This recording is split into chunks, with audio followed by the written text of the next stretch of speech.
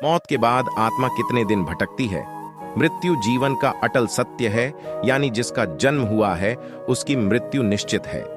पृथ्वी पर आए हर एक जीव को इस लोक को छोड़कर जाना पड़ता है। भगवान कृष्ण ने भी गीता उपदेश में आत्मा को लेकर कहा है कि शरीर नश्वर होता है और आत्मा अमर होती है, यानी मृत्यु के बाद शरीर भले ही नष्ट हो जाता है लेकिन आत्मा जीवित रहती है। अब प्रश्न यह है कि यदि आत्मा जीवित रहती है तो मृत्यु के बाद आत्मा का क्या होता है?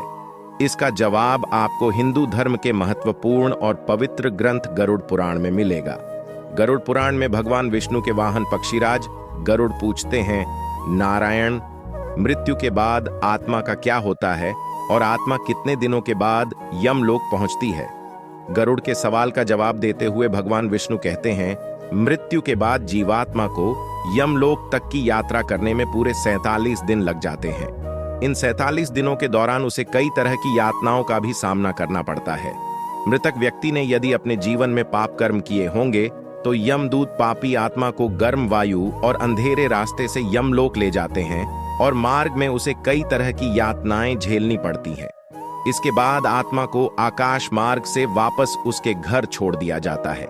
कहा जाता है कि मृत्यु के बाद मृतक की आत्मा अपने परिवार वालों के साथ पूरे 13 दिनों तक रहती है और मृत्यु के बाद होने वाली अंतिम क्रियाओं और रस्मों को भी देखती है।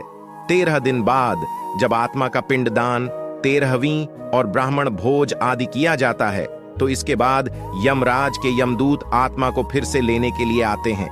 इसलिए हिंदू धर्म में किसी की मृत्यु के बाद 13वीं और 10 दिनों तक पिंडदान करना जरूरी माना गया है, क्योंकि इससे आत्मा को यमलोक तक की यात्रा करने के लिए शक्ति मिलती है।